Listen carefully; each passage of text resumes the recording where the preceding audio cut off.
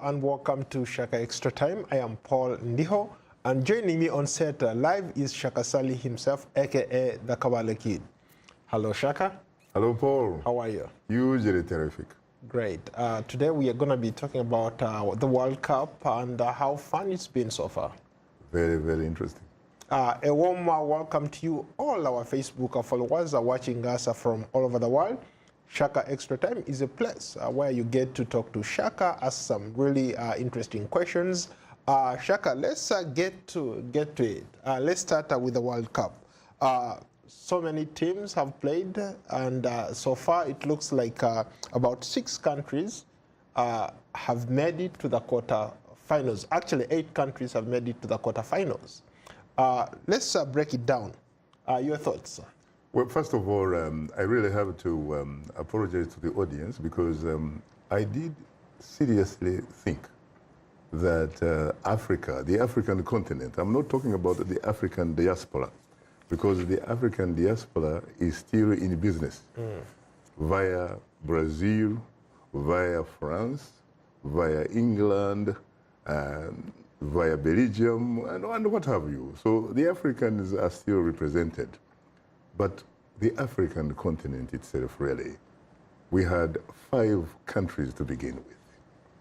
We do not have any single country in the second round. And in fact, Senegal, I had thought sincerely that it had booked a seat, at least in the second round. And it really quite did, really, especially because you recall that they ended up actually on the same page with Japan. Unfortunately for Senegal, even though they had the same statistics, there was one thing that they were not doing well in, and this was the issue of discipline. They had actually earned slightly more yellow cards and all that kind of stuff, and that's the reason, frankly, why we are not seeing them in the second round. So it was a technical knockout? It was a technical knockout, but the guys, you know, gave it they gave it their all. But I think Africa really has to do something. And I think it can still do it. Because let's face it, when I was a kid, Paul, it was very difficult to think about an African champion when it came to global competition and what have you. And there are times when, I remember when I was at Kigezi High School primary, and I came across a magazine of the Commonwealth Games. And I saw a black man called Eddie Bray from Ghana, who was a Commonwealth champion in boxing. And I saw Dick Tiger from Nigeria, who had become a world champion in boxing, who had beaten people we called Muzungu, the white man. And I would see great sprinters from the Caribbean, from Jamaica, you know, that kind of stuff. And I would say, oh my God. And I would think these were, you know, my relatives. But Chiga, because my worldview was limited, frankly, to Kabale. But I thought I was represented. But I think I was right, because when you look at it in the context of history, I was. And that's why we are talking about our cultural cousins, the African diaspora. 1998, they actually won it for France. Without them, France would never have a claim on the world championship. Zidane. Yeah, that famous player. Yeah, he scored, of course, 2 goals, and of course, he traces his ancestry in Algeria. Interesting. Let's go to a Twitter. There's a Twitter here from Katiti Wali Kanua. Why should Africa continue to play the World Cup in which it's predetermined against them? Well, I don't know what Katiti means by in which it is predetermined against them. Is he talking perhaps about refereeing? There are people who have been complaining about refereeing, that the referees, frankly, don't seem to be neutral, so to speak. And of course, to some extent, they may be right, because even in the Olympics, that issue has been raised, and there is some evidence. But in this particular case, I don't honestly think that it is the issue of refereeing.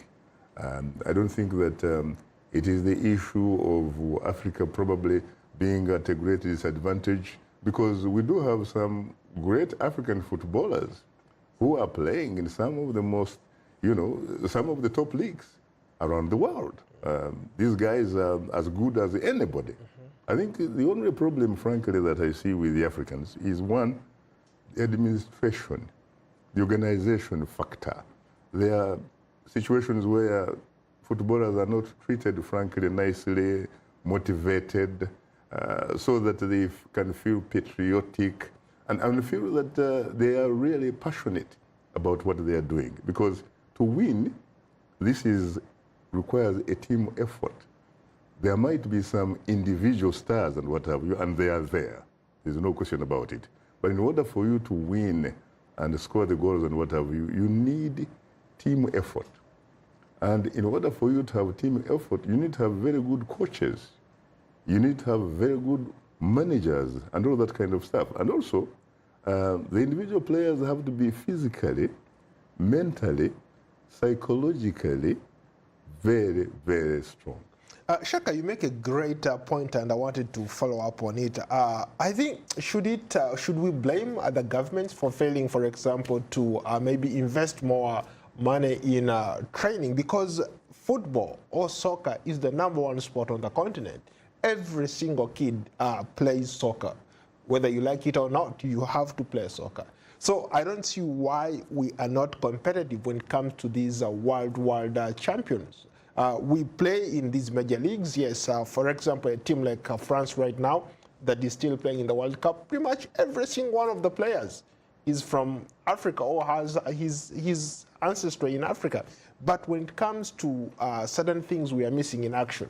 I don't think that it is limited to football, really. I think you can look at it in so many different other aspects of life. First of all, I think it is the issue of governance, sincerely. We do not have many countries on the continent so far. First of all, that really respect, for example, their citizens, their people, in a sense that they value them, they put value on them. In fact, I remember when I was growing up, when you were very good in playing football, in running around the field, which is athletics and what have you, people would actually be laughing at you that you are wasting time, that you are doing things that are very useless. All you have to do is hit the books, sit for the exams and pass the exams and just move on. That's part of the problem. We have to transcend this attitude of thinking that the only person who is gifted with intelligence or knowledge is someone who can actually sit in a classroom situation of a Western type of, a Western model of education. You read a book, they ask you questions, you answer those questions, and you get a first grade. And you go on like that. There are a lot of other important things, really, besides sitting for an exam and passing it. Look at a man like Pele, for example. He is an institution. This guy never went to school, so to speak, really, if you seriously looked at him. But this guy is very comfortable as an international star, very highly respected, very disciplined. In his times, he was a megastar. In fact, he left some of the records that have not been broken. But wherever he goes, he's somebody. In his own country at one time, he even had the opportunity of being a cabinet minister. For sports and culture. Precisely. You don't expect that kind of thing to happen in your country, where you come from. But wait a minute. We just elected a president in Liberia who was an international superstar. You are very right. President George Weah. I said your country, which is Uganda. The last time I checked, you do not come from Liberia. Okay. But you have a point, obviously. The fact that a country in Africa can elect a former international megastar in terms of football, like George Weah, it means we are making some progress. Let's cross over to Uganda now. Let's talk a little bit about politics. So in Uganda, the government decided to impose a tax on social media, a tax on mobile money transfers, whether you are sending money or receiving money. And there is a lot of outrage. People are outraged. Every single person I've talked to in the last couple of days, since July 1st, they are outraged. Maybe let's start with a question from Agaba Festus in Uganda. What do you make of these social media attacks, Shaka? Obviously, when you look at Uganda, first of all, you have to look at the political system sincerely. Uganda, as far as I'm concerned, and a lot of observers will tell you, is democratically challenged. And if you are democratically challenged, you do not respect some fundamental rights, which, among other things, we're talking about freedom of expression, because this is one of the fundamental rights in a democracy. And freedom of expression is something, by the way, if you go into any country, including a dictatorship, when you go to the rural area, you find that people are expressing themselves very freely. Or it comes to places where the government is in control, and the government happens not to do good things, it does not want or does not listen to criticism, especially if that type of criticism is not particularly supportive of what they are doing. You're talking about a country in Uganda where one senior cabinet minister, Paul, told me one time, when I asked him about whether he had political ambitions, and did he think at some point to be a president, for example, and he said, wait a minute, Shaka, how can you possibly ask me such a question? I said, what are you talking about? You're supposed to be a democracy in progress. He said, you know what, in Uganda, my friend, you do not even have the right even to have an appetite of that particular position, nor do you have the right even to own an opinion, especially if that particular opinion is not supportive of the status quo. So these are some of the issues that we are facing. Now, when you talk about social media, this is one avenue through which people are free to express themselves. And when they express themselves, sometimes those expressions are reflections of certain opinions that do not sit well or comfortable with the powers that be.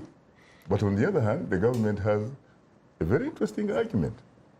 It says it is in fact looking for money to pour into service delivery. And you know the service delivery situation in Uganda. You know that when it comes to hospitals, sometimes people will tell you that if you're going to a hospital, it's like you're going to a mortuary, really.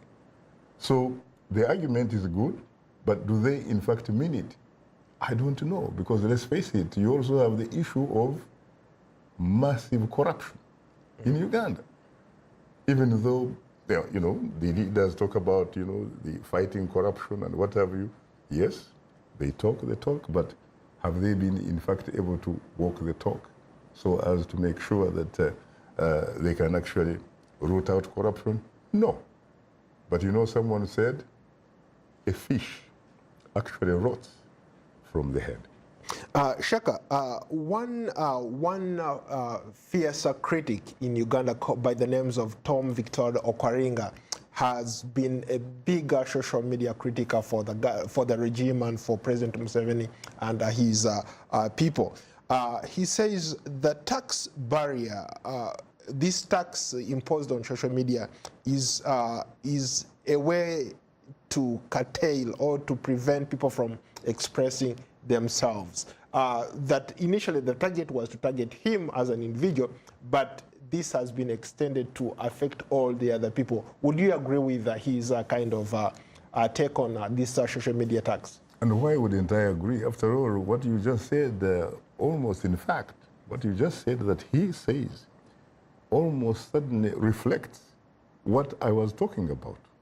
It is the issue of making sure that Ugandans do not have the right to express themselves. It is an effort, obviously, of making sure that they don't give an opportunity for people to be critical of some of their policies and all that kind of stuff. It means the government obviously is very nervous. It probably is not doing well on the ground, especially when you look at the security issue.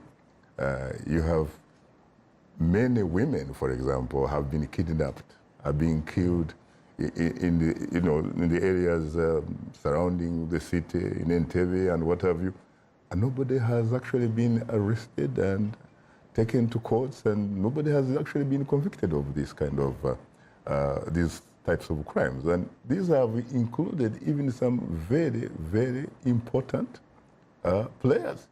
You're talking about a former, I think, deputy chief prosecutor who was gunned during the daylight sometime last year, I think, or something like that, and nobody knows who killed that person. You're talking about a situation where the number 3 in the pecking order of the Uganda police force, a man who was an assistant inspector general of police, Mr. Kawesa, he was killed during 9 a.m. East African Standard Time. And up to now, we don't even know who killed that person.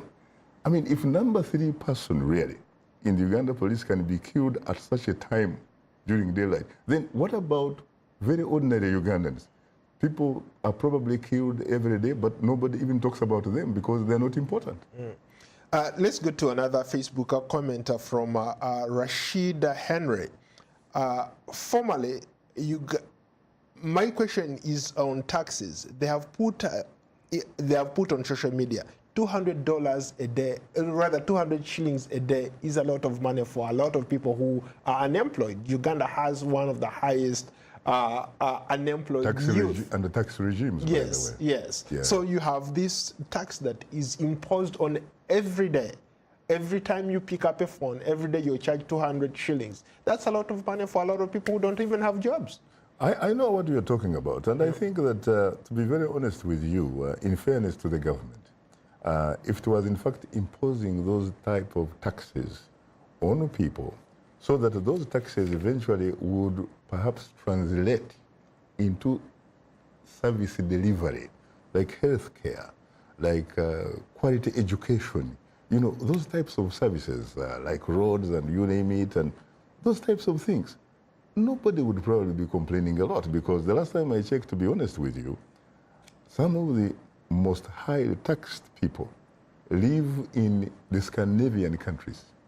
We're talking about Denmark, we're talking about Sweden, we're talking about Norway, we're talking about, Finland and what have you. But you know what? Nobody probably complains, to tell you the truth, because those taxes reflect into the real deal. These are some of the most developed countries in the world, at least according to the UN Human Development Index.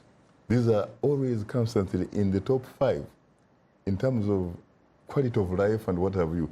They have excellent medical care for everybody, by the way. They have great schools for everybody. They have decent housing and what have you. And so they have something that I often allude to. They have, in fact, social, economic justice for all their citizens. But when you talk about Uganda, you have a problem.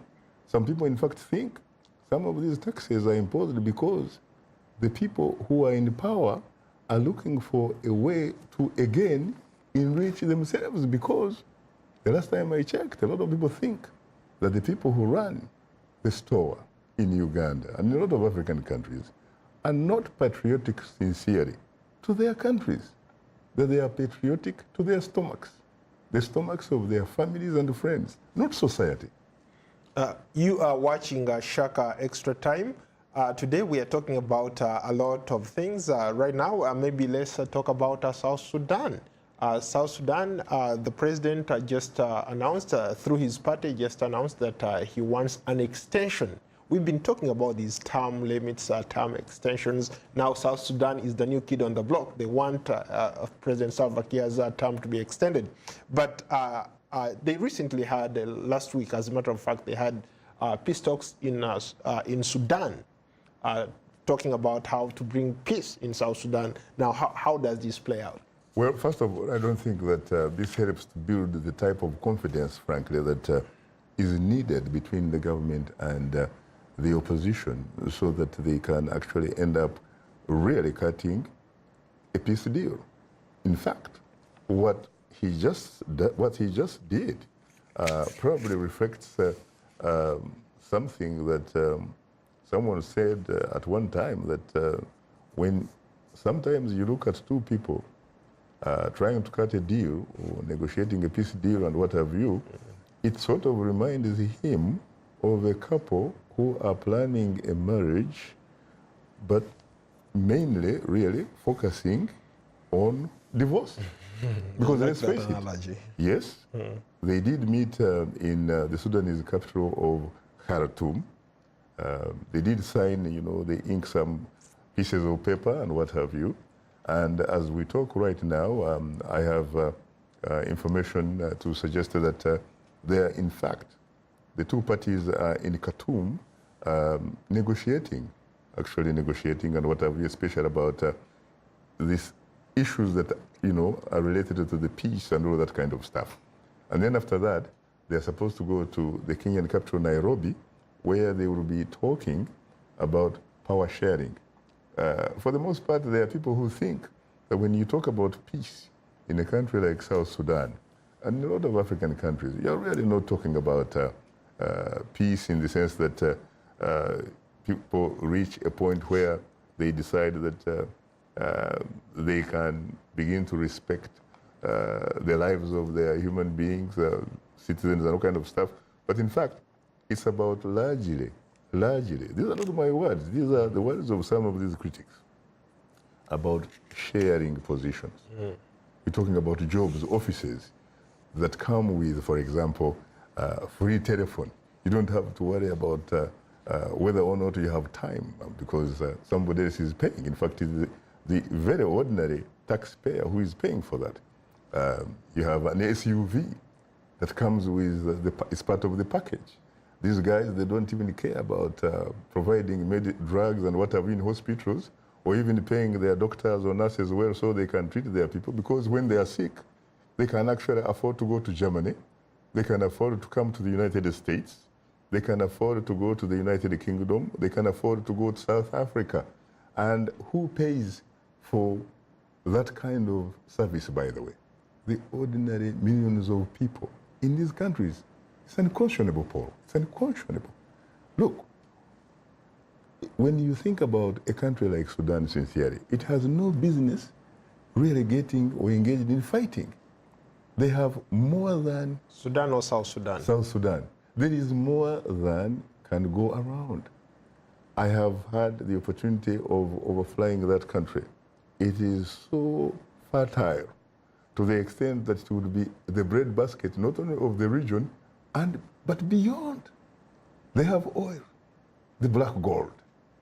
In fact, I have been looking at pictures how the oil has contaminated and polluted a lot of that area so that you can't even engage in agriculture. They even have very few people. They should be, in fact, in the business of where they should be importing people so that they can come and help them to develop their territory. But guess what? They are even killing the few that they have and scaring some of these people to the extent that almost a third either are living in surrounding countries, about 2 million people. We're talking about Uganda, we're talking about Sudan, Ethiopia, Kenya, Central African Republic, DRC, and guess what? You also have about 2 million people who are refugees in their own country. They call them, internally displaced persons. Interesting. Let's go to another Facebook comment. Maybe we can tie it into what you're talking about tomorrow. Let's go to Matayo. What's the relevance of both the African Union and the East African Parliament? Obviously, we had a summit, AU summit, taking place in Mauritania over the weekend. Maybe bring us up to speed. What did these leaders talk about, and what are you talking about tomorrow? Maybe the gentleman is not really talking about the African Union because he also comes up with the East African Parliament, because he's probably talking about the African Parliament and the East African Parliament. Of course, these are institutions that belong to these regional organizations, which are very important. I remember when the African Union was still the Organization of African Unity, I remember asking the then Secretary General, and that was Dr. Salim Ahmed Salim from Tanzania. I was asking him about what is the importance of the Organization of African Unity, really, because a lot of people say that this is simply a talking shop, and that, you know, it is in fact not only a talking shop, but perhaps a talking shop essentially for people who are dictators, who are not people who have been genuinely elected by their own people and all that kind of stuff. They go and just wine and dine. And he said, you know what? The OAU is more than what you think, Shaka. The OAU has helped to decolonize, for example, a lot of African countries from European colonialism and all kind of stuff, which is true. And at the end of the day, the African Union eventually helped to end apartheid in South Africa. And to that extent, these organizations, you know, play a very important role. But I think they pretty much talk the talk. The question is, can they in fact walk that talk so that Africans really can walk the walk? That is the $1 billion question. But otherwise, he also said that, you know what, if in fact the OAU was not there, Africa would probably have had to invent it. Because at the time he said, look at the European Union. It was not made up of many countries, and yet each of them, in fact, if you looked at it, including small Belgium, by the way, at that time, which was about 10 million people, and yet it used to pretty much sit on the shoulders of the Democratic Republic of Congo. Belgium itself was economically very, very rich, much richer than the entire continent of Africa. And yet, guess where it was getting that wealth from? From Africa. Interesting. Very briefly, talk about what you're talking about tomorrow on Straight Talk Africa. Tomorrow we are looking actually at the 31st session of the African Union Summit, as you said earlier, which was held in the West African country of Mauritania. And one of the key themes, really, during their summit was combating corruption. So we're going to look at that and some other things that they talked about. The question is, how can you combat corruption, especially if, as it seems to be true in terms of the composition of the African Union, if it is true that you were not really elected by your people. Most of these people, they are where they are because they did a bit of creative accounting. And therefore, they became presidents because the results that made them presidents are not necessarily reflections of the will of their people. So if you can steal an election, how can you have the moral authority, for example, to fight against corruption?